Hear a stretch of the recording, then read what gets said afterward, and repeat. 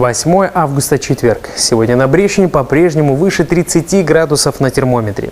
Синоптики квалифицируют такие погодные условия как неблагоприятное явление, а медики советуют ограничивать время пребывания на улице, особенно в период с 11 утра до 16 часов дня.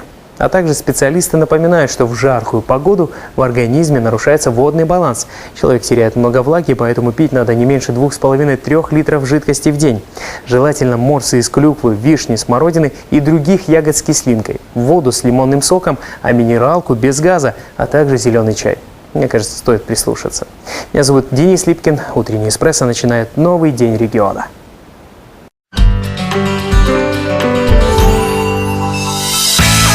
Смотрите сегодня. Дорогу новому формату телевидения. В теме дня о том, когда на Брещине пройдет окончательный переход с аналогового вещания на цифровой и стоит ли при этом менять старый телевизор. Медведи-строители и влюбленные лебеди. Покажем новые малые архитектурные формы в Бресте и расскажем о тех, которые вскоре установят. Обучаться морскому делу без моря. В областном центре четверть века работает Центр юных моряков с флотилией.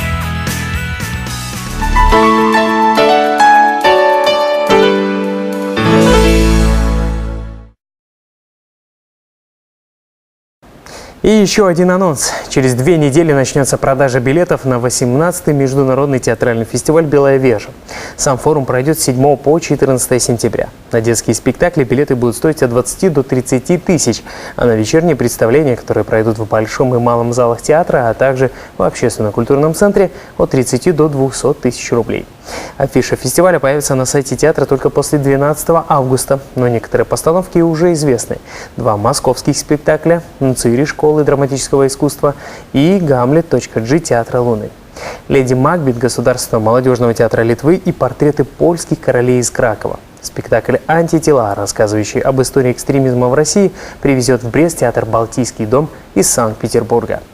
Продолжим полезной информацией. Сейчас достоверная метеокартина дня для жителей нашего региона. Особое внимание обратите на показания термометра.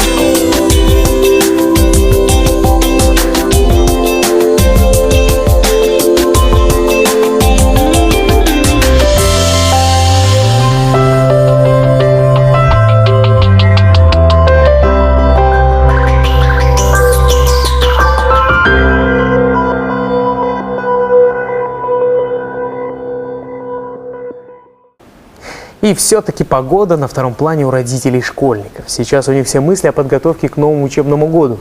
На Брещине начались школьные базары. Всего их планируется провести 155, причем 30 из них будут постоянно действующими, а 125 пройдут по выходным дням. Помимо этого будет организовано 410 выставок и расширенных продаж товаров школьного ассортимента. Подробная информация о датах и местах проведения школьных базаров размещена на официальном сайте облисполкома. К этой теме не раз вернемся и мы. А что еще интересного можно прочесть на страницах региональной прессы? Далее ее сегодняшний обзор. Чемпион континентальной хоккейной лиги «Московская Динамо» второй год подряд готовился к старту сезона в Пинске. Чем приглянулась чемпионам столица Полесья и почему пинчане считают себя причастными к победам московского клуба, читайте в свежем номере «Зари». Накануне нового учебного года во всех регионах Брестской области проводятся расширенные продажи товаров школьного ассортимента. Где и когда пройдут школьные базары, читайте в печатной версии газеты «Заря», а узнать больше о скидках и акциях можно на сайте газеты. Десятиклассник из Бреста Алексей Маат занял 2-е место в конкурсной программе Международного фестиваля творчества инвалидов «Витебск-2013». Корреспондент «Зари» знакомилась с Алешей и рассказала читателям о его непростом пути к успеху. Сегодня улица Лесная в бывшей деревне Большая Колпеница Барановичского района называется улицей Михаила Савко. В свое время он работал директором комбината железобетонных конструкций. Об этом человеке читайте на страницах Барановичской объединенной газеты «Наш край». О чем прочитать, узнайте из обзора прессы утреннего «Эспрессо». С августа Беларусь начала переход на цифровое телевизионное вещание. Первой ласточкой стали Осиповичи. Автоматические передающие станции нашего региона перейдут с аналогового полностью на цифровое вещание через год. Но о том, что стоит о нем знать уже сейчас, поговорим в студии программы. Гость утреннего «Эспрессо» – директор Брестского областного узла радиовещания и телевидения Виктор Кораблев. Доброе утро. Доброе утро. Итак, Осиповичи уже полностью отказались от аналогового телевидения с этого августа. Когда же такая же ситуация будет на Брещине? Кого будут отключать первыми? И вообще, как идет модернизация передающих станций на Брещине? Брещина, должен заметить, не плетется в хвосте, а идет в струе, что называется. Дело в том, что поэтапно будет производиться отключение аналогового телевидения на Брещине, и первая ласточка такая будет Лунинецкий район. Автоматизированная радиотелевизионная передающая станция, расположенная в деревне Сенкевичи, вот с нее и начнется полное отключение аналогового телевидения. Затем в июне и июле остальные станции на Брещине будут отключены. Последняя в 2015 году это Столин непосредственно. То есть, в принципе, через 2 года такое понятие, как аналоговое телевидение, будет отсутствовать. Да, совершенно у нас верно. в области. Но я думаю, что телезрители уже начали привыкать, что такое цифровое, что такое аналоговое телевидение. Тем более сейчас многие уже смотрят его в цифре. Так какое же преимущество цифрового телевидения над аналоговым, если вкратце? Проблема эта достаточно серьезная и многогранная. В первую очередь выигрыш для телезрителя в том, что он может на одной и той же частоте смотреть большее количество программ, и к тому же бесплатных, в отличие от кабельных операторов или любого другого вида телевидения, той же залы. И второй момент, в котором выигрывает телезритель, это качество. Качество картинки во много раз выше и несопоставим с аналоговым сигналом. То есть, если смотришь цифру, снижения не будет. Самая такая банальная вещь. Конечно, не будет. Но не нужно забывать и о том, что любое нововведение сопровождается какими-то трениями. Например, если рядом с вашим телевизором, который принимает цифровой сигнал, будет очень мощный источник помех, естественно, цифра тут тоже Назовите, будет пасовать. какой может быть источник? Кошка любимая, домашний питомец? Ну что вы, я же говорю, что электрических помех. То есть будет работать двигатель внутреннего сгорания, ну, например, в мотокосах, если это в непосредственной близости от телевизора. Какие нюансы еще стоит учитывать? С приходом цифрового телевидения многие стали хвататься за голову. Это же телевизор надо будет менять. Поясните здесь еще раз. Совсем не обязательно менять телевизор. Дело в том, что современные телевизоры, как правило, все без исключения имеют встроенный тюнер, который обеспечивает развертку сигнала цифрового стандарта ДВБ-Т. Те же телезрители, у которых телевизоры предыдущих поколений, но которые еще не выработали свой ресурс, достаточно просто приобрести приставку стоимостью от 270 до 300 тысяч рублей, это нижняя граница цены, или более дорогую, если карман это позволяет, и можно принимать те же самые цифровые программы на старый телевизор и без всяких проблем. Единственное, что нужно учесть, для кого рассчитаны приставки и для кого вот мы вообще ведем разговор.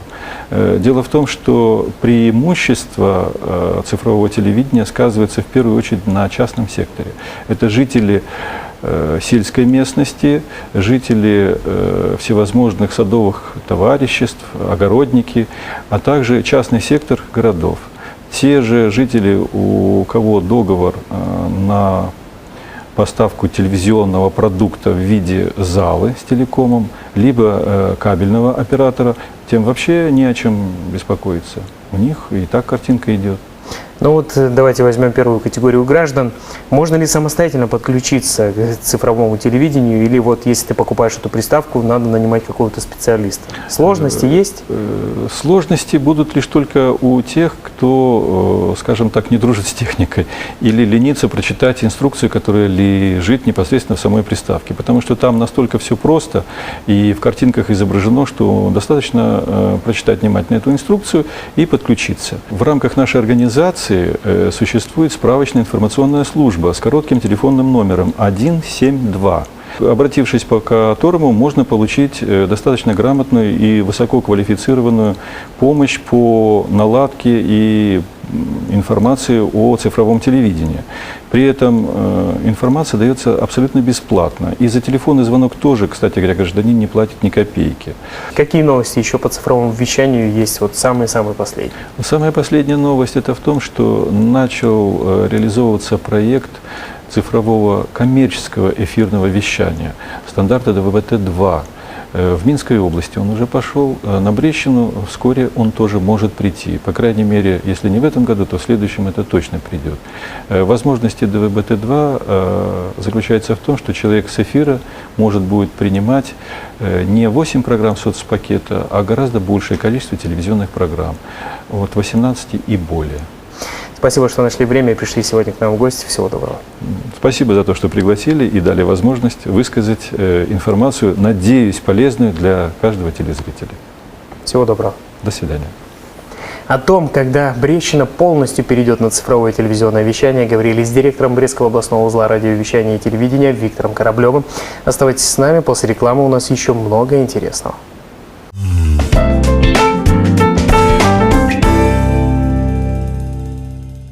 Экономно расходуй энергетические ресурсы в быту. Своевременно и в полном размере оплачивай показания индивидуальных приборов учета электрической и тепловой энергии, газа и воды. Внеси свой вклад в энергетическую безопасность нашей страны. Есть вещи, которые помогают избежать неприятностей и не попасть в беду. Мы всегда заботимся о своей безопасности. Ведь это разумно и естественно, не так ли? Уезжая на работу за границу, наведите справки о работодателе. Горячая линия по борьбе с торговлей людьми.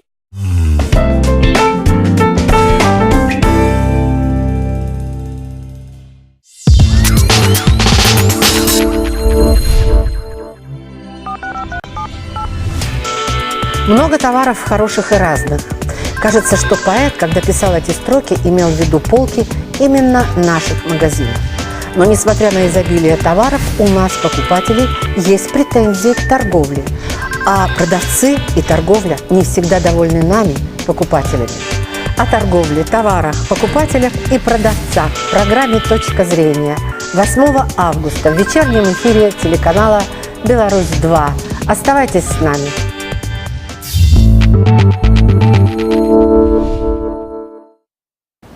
Если спросить у брещанина, на что можно посмотреть туристу в их родном городе, пожалуй, ответ ограничится крепостью и улицей Советской. Ведущая рубрики «Околица» Вероника Тарасюк к этому списку предлагает обязательно внести монастырь Бернардинок. Его руины до сих пор хранят неразгаданные тайны. Давайте посмотрим сюжет. Бернардинские монастыри в Беларуси были в Минске, Слониме, Гродно и Бресте. В Бресте бернардинцы появились в начале 17 века. И уже в 1605 году здесь были заложены деревянные культовые постройки. В течение столетия в одном из крупнейших городов Великого княжества Литовского образовался уникальный бернардинский комплекс. Сегодня от былого комплекса остались лишь руины женского каменного монастыря. Это место дарит вдохновение художникам, любителям истории и архитектуры. Но в то же время, к сожалению, порой становится пристанищем для разного рода любителей приключений. Но память историков хранит образ уникального комплекса. В начале XVIII века пришла очередь строительства каменных зданий монастыря и костела Бернардинок. Проблема была в том, что площадка для строительства была ограничена улицами, которые проходили здесь. И чтобы решить этот вопрос, нужен был выдающийся архитектор, который оказался Бенедикт Мазуркевич. Он принял решение, что костел Бернардинок должен находиться в непосредственной близости от костела бернардинцев. И было принято решение строить его всего лишь в 5 метрах. Один костел от другого. В других городах Беларуси, где тоже служили бернардинцы, обители монахов и монахинь располагались независимо друг от друга. Подобный ансамбль был лишь в Бресте. Здание монастыря было двухэтажным. На первом этаже располагались, так сказать, важные комнаты. Приемная, келья настоятельницы, а также трапезная. А на втором этаже были кельи монахинь. В целом, можно сказать, что как внешний, так и внутренний облик монастыря отличался определенной торжественностью и изяществом. По понятным причинам в советское время монастырь не мог исполнять своих функций. Во время войны здесь располагался госпиталь. Черты маленького дворика, располагавшегося внутри монастыря Бернардинок, четко прослеживаются и сегодня. Некогда здесь был прекрасный сад. От былой красоты сегодня ничего не осталось. Это место находится в запустении. Будем надеяться, что когда-нибудь сад зацветет с новой силой. Экскурсия по руинам Бернардинского монастыря вызывает смешанные чувства. С одной стороны, даже в столетиях не затерялась особая духовная атмосфера места. С другой, оставшиеся руины – это уже не удивительный комплекс с богатым убранством. Но, как известно, рукописи не горят.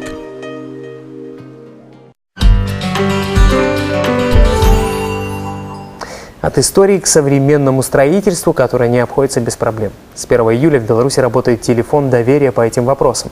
На него уже поступило более 800 звонков. Проблемы, которые поднимают граждане, касаются в основном превышения сроков строительства и увеличения стоимости квадратного метра жилья. Все звонки записывают, систематизируют и анализируют. Граждане и юридические лица могут позвонить со своими вопросами по данной теме по телефону в Минске, который вы видите на своих экранах. Он работает с понедельника по пятницу до 1 сентября. Думаю, что не вызывает нареканий граждан, так это появление на улицах городов малых архитектурных форм. Что нового появилось в Бресте и что пока еще на карандаше у архитекторов, узнавала корреспондент «Утреннего эспрессо» Татьяна Болтуть. Доброе утро! Сделать мир лучше, безусловно, в наших руках. Кто-то созерцает и наслаждается уже созданным, а кто-то, не дожидаясь чужой инициативы, делает красоту своими руками или своими предложениями. Согласитесь, подобные скульптурные композиции, как вот эти замечательные бобры и медведи, безусловно, украшают наш город. Вспоминается и старинная прялка, которая не так давно появилась напротив предприятия «Ковры Бреста», или металлический фонарщик, которым Брестгорсвет украсил свою территорию. А с недавних пор любители прогуляться по набережной смогли созерцать новоявленную композицию. Недалеко от причала, прямо на воде, поселилась пара влюбленных лебедей. Чаще всего об установке той или иной малой архитектурной формы в горисполком обращаются организации нашего города. И стоит отметить, к принятию положительного ответа подходят достаточно серьезно, внимательно изучая подобного рода предложения. Они рассматриваются, эти предложения, на координационном совете по сохранению историко-культурного наследия. И при положительном решении оформляется решение исполкома, и дальше мы уже просим Министерство культуры о том, чтобы оно дало разрешение на установку этой доски. Оформляются документы, и в дальнейшем по согласованию с облсполкомом такая доска устанавливается или памятный знак. Нельзя оставить без внимания и те случаи, когда неравнодушные жители Бреста подсказывают, что и как нужно сделать, за что им очень благодарны. Недавно был такой случай, когда житель Бреста обратился с информацией о том, что в парке Мира установлен памятный знак, который уже не виден после совершения благоустройства. Его место не так значимо, как хотелось бы. Вот этот знак. Он был установлен еще в 1994 году в память о погибших во время Второй мировой. Сейчас его перенесли на новое место – в парк на улицу Ленинградская. В целом, если говорить об условиях, то главным для установки мемориального знака или доски в честь того или иного человека, безусловно, является его значимость для города и страны. Уже совсем скоро в городе над Бугом появится бюст Менахему Бегину, человеку, который родился в Бресте, лауреату Нобелевской премии, политическому деятелю и премьер-министру Израиля. Сегодня над созданием бюста работает творческая группа. Предполагается, что бюст появится к юбилейной дате – столетию со дня его рождения, и будет установлен недалеко от дома, где находилась школа, в которой учился Бегин. В 2005 году здесь уже установили мемориальную доску в его честь. Это как бы такой уникальный случай, и наша земля должна гордиться такими вот земляками, которые себя где-то проявляют. Это то же самое в спорте и в культуре. Побольше бы таких. Согласитесь, свою историю мы пишем сами. А какую скульптуру или мемориальный знак хотели бы увидеть в своем городе вы? Подумайте, может, именно ваши предложения возьмут на заметку. И именно вы будете рассказывать своим внукам о том, кому пришла в голову эта, без сомнения, замечательная мысль. Сегодня красный день календаря у тех, кто любит созерцать величественные объекты. Сегодня день альпиниста. Праздник появился благодаря двум смельчакам-швейцарцам – врачу Мишелю Габриэлю Пакарду и горному проводнику Жаку Бальма. 8 августа 1786 года они первыми из всех альпинистов достигли высшей точки Альп – вершины Мон-Блан, высота которой составляет 4810 метров над уровнем моря. Всем покорение предстоящих сегодня вершин.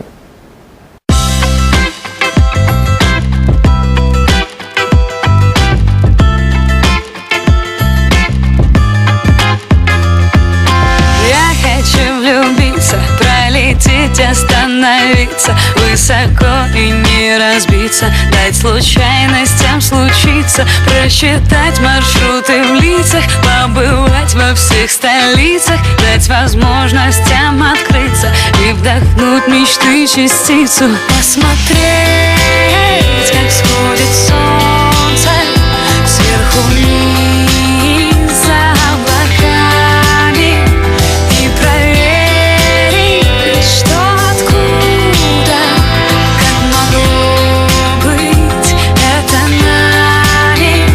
Посмотреть, как сходит солнце сверху вниз за облаками, и проверить, что откуда, как могло быть это нами.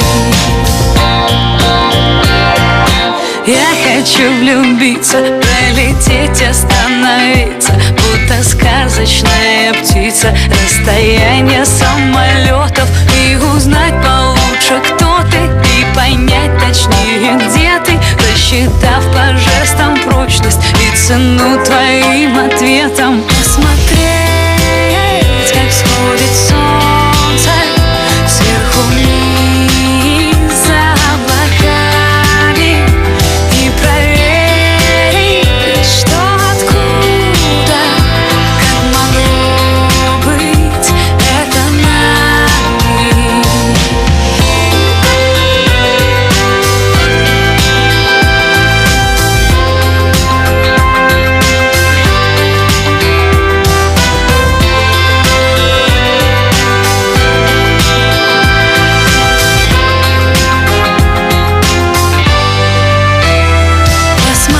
Посмотреть, как сходит солнце сверху вниз за облаками, и проверить, что откуда, как могло быть это нами.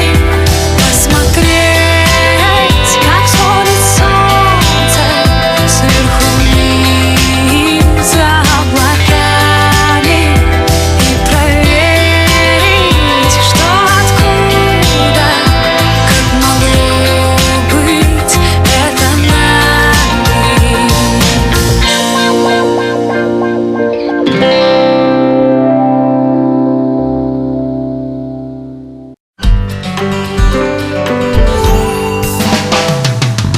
8 августа 1900 года начался первый матч за Кубок Международной Федерации лаун-тенниса. В награду победитель получил серебряный кубок, пожертвованный студентом Гарвардского университета Дуайтом Филли Дэвисом. Состязания в результате стали называться командным первенством за Кубок Дэвиса или просто Кубком Дэвиса. До сих пор считается самым престижным трофеем в мужском теннисе. В 1908 году в Минске основан чугунолитейный завод «Гигант». Первоначально здесь ремонтировали водопроводное оборудование и сельскохозяйственные машины, а также выпускались мелкие скобяные изделия. Позже завод был неоднократно переименован. В настоящее время носит название «Завод имени Октябрьской революции». В 1945 году СССР в соответствии с обязательствами, взятыми на Крымской конференции, объявил войну и на следующий день начал военные действия против Японии. Позже, после разгрома Красной армии японских войск, в Маньчжурии был подписан акт о безоговорочной капитуляции. 8 августа 1951 года родился актер театра и кино Станислав Садальский. Наибольший успех актеру принесли две роли. Роль кирпича в фильме «Место встречи изменить нельзя» и роль Плетнева в фильме о бедном гусаре «Замолвите слово». Станислав Садальский является автором биографической книги «Король скандал». Кроме того, на сегодняшний день актер является одним из самых известных блогеров.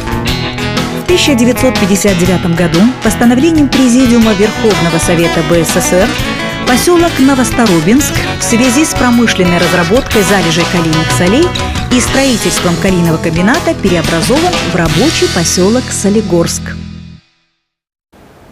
А вот модники областного центра и не только в ожидании конца августа, когда в Бресте состоится первая выставка моды.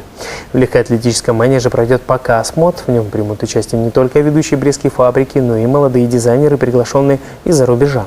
Кроме того, на специальном стенде будут презентованы хендмейд-аксессуары. Организаторы выставки планируют проводить фэшн-мероприятия 2 раза в год. По задумке, дни моды привлекут внимание инвесторов. Будут презентованы новые коллекции фирм «Осень-зима». Модными могут быть и кеды. В рубрике «Штрих-код» Екатерина Гараева подскажет, на что обращать внимание при выборе этой спортивной обуви. По сути, кеды – это первая профессиональная спортивная обувь. Они появились почти сразу после возрождения Олимпийских игр, а к началу 20 века были уже очень популярны. Спортсмены полюбили их за легкость, упругость и практичность. Однако с середины 20 века кеды вытесняются из мира большого спорта, а на их место приходят кроссовки. Пожалуй, только в Советском Союзе кеды всерьез считают пригодными для занятий спортом вплоть до середины 90-х годов. Во всем остальном мире кеды давным-давно перешли в разряд стильной и практичной городской обуви. Еще 100 лет назад производители кед пошли разными путями.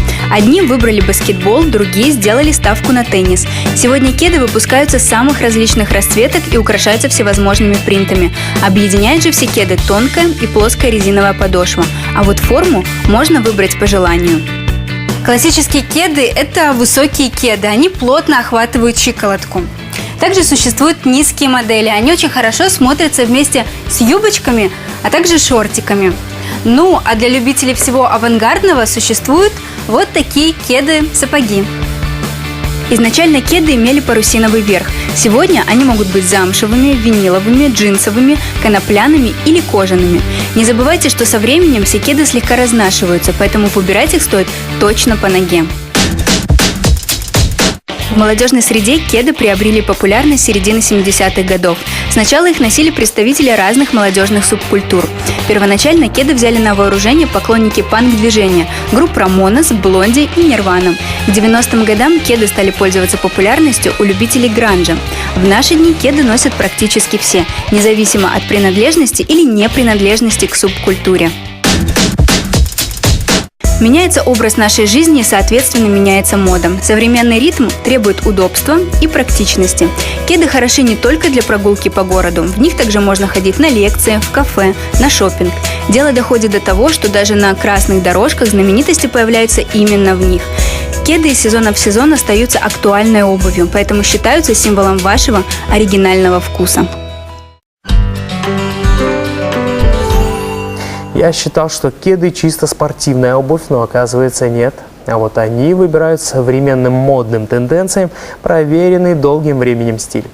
Брещанка Ольга Осмоловская называет себя реконструктором и предпочитает при случае носить средневековые платья, которые собственноручно и вышивает. Вообще это платье считается достаточно сложным по пошиву, по покрою, и оно считается платье королевского покроя, потому что оно сшито по платью, есть такое платье, называется «Золотое платье Маргариты». Ольга Смоловская до мельчайших подробностей знает все и об этом платье, и о том времени, в которое оно было пошито. Реконструкторы – так называют себя те, кто занимается восстановлением предметов исторического прошлого. Ольга больше интересуется одеждой. Вот это платье, которое она шила, в точности соответствует найденному в замке свадебному наряду королевы Маргариты. Еще это платье выполнено из шелка, то есть это шелковый бархат, достаточно тоже дорогая ткань. Она и на сегодняшний день дорогая, но на то время за это платье можно было купить хорошего коня. Пуговицы, имитация золотых – тоже дело рук реконструкторов, только уже работающих по части металла. Их же работы и этот бейдж. Причем каждый соответствовал либо ситуации, в которой находился человек, либо характеру человека. Например, цветы на бейдже говорили о том, что у человека благие намерения. Все платья шьются по источникам, либо по археологическим источникам, которые находятся в процессе раскопок, либо какие-то по сохранившимся рисункам, по каким-то схемам, чертежам, которые оставили наши предки. Для Ольги не важно, какие это наряды – дорогие платья высокопоставленных особ, либо костюмы сельских жителей. Важна сама суть – узнавать историю через костюм и через судьбы людей, порой конкретных исторических личностей. Очень интересно, когда читаешь историю, когда изучаешь костюм этого человека. Интересно даже узнать саму эту жизнь человека, как он носил этот костюм, почему он носил именно этот костюм, почему именно таких цветов, такого покроя. Каждый день учишься, изучаешь, ищешь новые открытия, новые книги, новые публикации. Вот, например, одежда зажиточных горожан XIV-XV веков. Они могли себе позволить геральдические костюмы. Это когда вся семья носила наряд одного цвета, либо шитый из одной ткани. Женский вариант геральдического платья. Оно выполнено более упрощенное, обыденное ежедневное платье. Уже сделано на шнуровке. Шито тоже вручную, из натурального ткани, то есть это шерсть стопроцентная.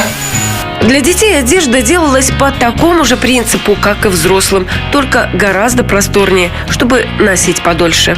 Когда уже совсем мал, передавался уже другим детям, конечно, либо перешивался, если была такая возможность.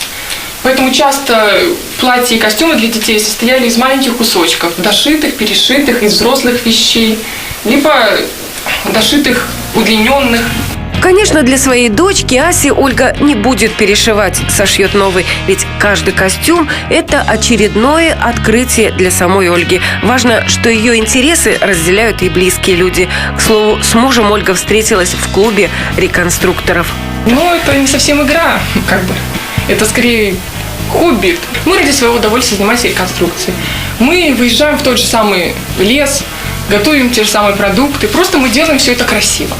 Мы не делаем это с водкой, с шашлыками. Мы делаем это с историческими блюдами, с вином в бокалах, при свечах.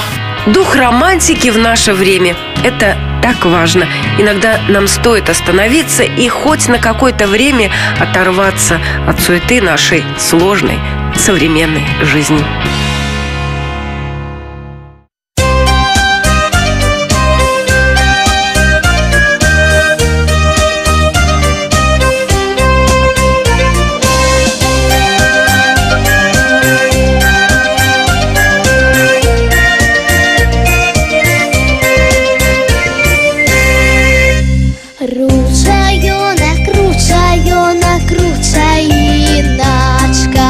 Дзяўчынка беларуска, белалічанька, светлые броўкі быццам бы шнурочки, ну а почки нібы ў жыце васілёчкі, светлые броўкі быццам бы шнурочки, ну а почки нібы ў жыце васілёчкі. Вось такая я, дзяўчынка беларуска.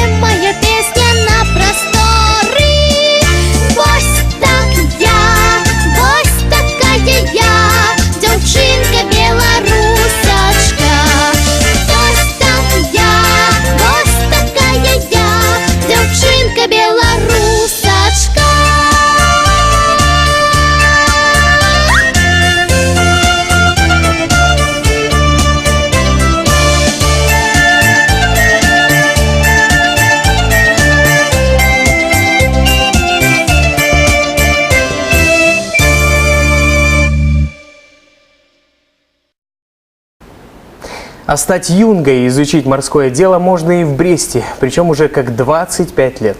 У одного из самых необычных учреждений дополнительного образования, таких в Беларуси всего 2, юбилей. Гость утреннего «Эспрессо», директор Центра юных моряков флотилии города Бреста Николай Ермашук. Доброе утро. Доброе утро. Николай Петрович, ну сначала о буднях поговорим. Вот заканчивается лето, и совсем скоро дети и родители начнут думать, в какую секцию, кружок пойти и выбрать. Чему можно обучиться у вас? Да, с 1 сентября мы приступаем к занятиям, мы набираем детей, начиная буквально с маленького возраста. Ну, с маленького это какого? Ну, вы знаете, первоклассники, здесь есть такая, знаете, небольшая тонкость. Дело в том, что мы можем практически брать детей даже 6-летнего возраста. Но все дело в том, что у нас базируются шлюпки Ял-6, на которых мы проводим навигационную практику. А шлюпка Ял-6 весит 800 килограмм. Весло шлюпки весит 16 килограмм. И даже когда пятиклашки приходят к нам на занятия, вы представляете, что такое 16 килограмм для такого маленького мальчишки? Конечно, им тяжело. Поэтому мы стараемся набирать в наши группы детей, начиная с 5 класса. Мы никогда не приступаем к практике, если мы изначально не изучим теорию. Допустим, та же шлюпка Ял-6, о которой я говорил, да? Цифра 6 означает 6 гребцов. И вы понимаете, что управлять такой шлюпкой нужна что? Нужна команда, слаженное действие команды. Поэтому, естественно, первое, с чего начинают дети, это они изучают команды, которые подает им рулевой. Команд довольно много, и выполнение вот этих команд, оно позволяет грамотно и правильно управлять таким тяжелым плавсредством, как шлюпка Ял-6. Ну а как часто в неделю, допустим, необходимо приходить к вам на занятия? Как часто? В принципе, мы не ограничиваемся временем, как часто. У нас дети могут приходить заниматься к различным педагогам. Ну, как правило, это 2-3 раза в неделю. И, соответственно, занятия длятся порядка 2-3 часов. Но больше всего, я думаю, что дети любят не теорию, а практику. Как часто вы ходите в какие-то плавания? Да, вот здесь, вы знаете, это отдельная тема.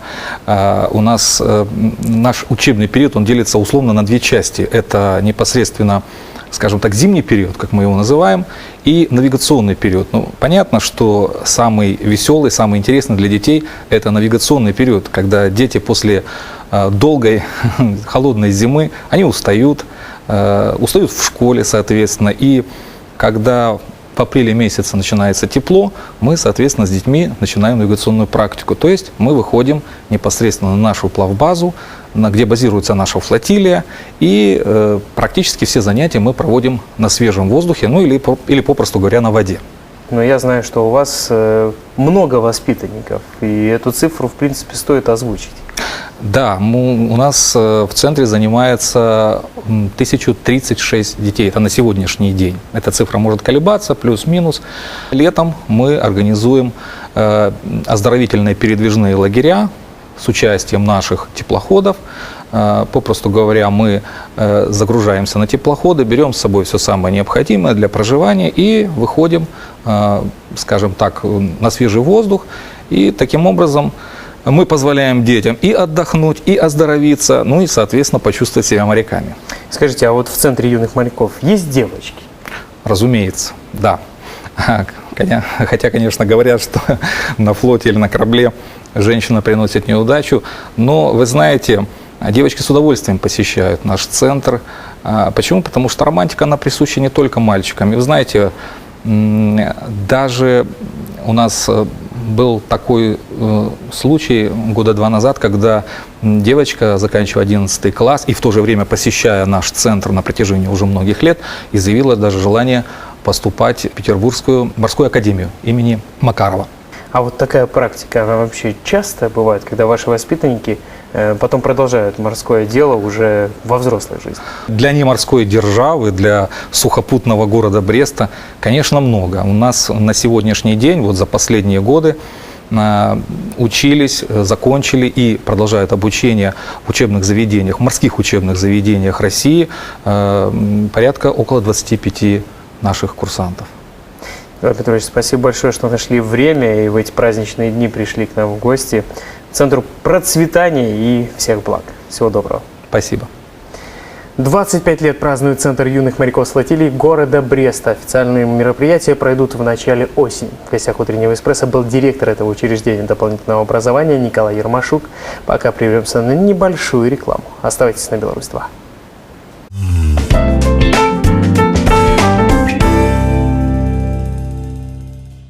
Торговый центр вам рад. Скоро в школу. 3 в одном. Компьютерный стол, кровать и шкаф. 3 миллиона 299 тысяч рублей. Пинск, Зои Космодемьянской, 14. Остановка Рембыттехника. Брест, Старозадворская, 4. Мы вам рады.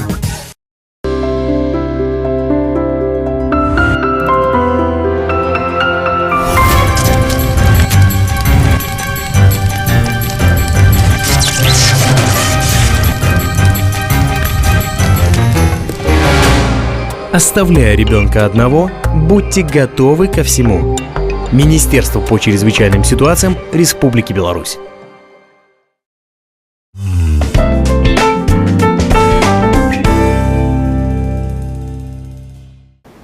А кто в регионе властелин села? Областные этапы проекта с таким названием пройдут с 16 августа по 2 сентября в Беларуси. В проекте принимают участие проживающие в сельской местности, работающие в сфере сельского хозяйства не менее 3 лет, молодые семьи с детьми. В областных турах будут соревноваться победители районных этапов. Семьям предстоит проявить свои таланты в 8 конкурсах.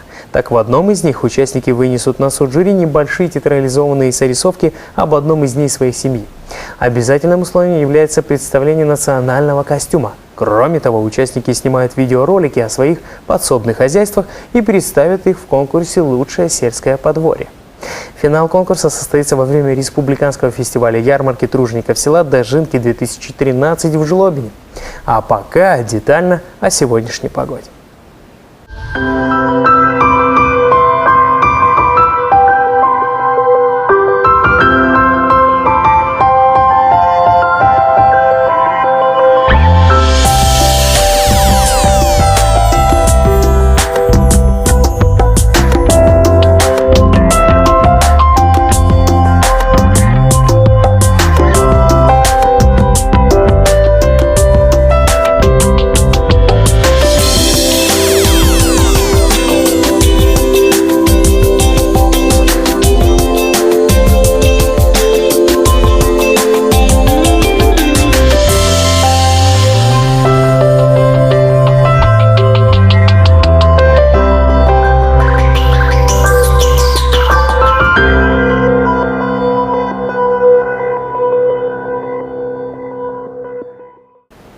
Сегодня и завтра в регионе по-прежнему будет жарко. В свою очередь ГАИ рекомендует водителям отказаться от дальних поездок, особенно если в автомобиле нет кондиционера. В такую погоду за рулем быстрее утомляешься, внимание рассеивается, а реакция значительно ухудшается. У многих людей появляется головокружение, вялость, сонливость. Все это повышает риск ДТП. А если планировать поездки, лучше в ранние часы.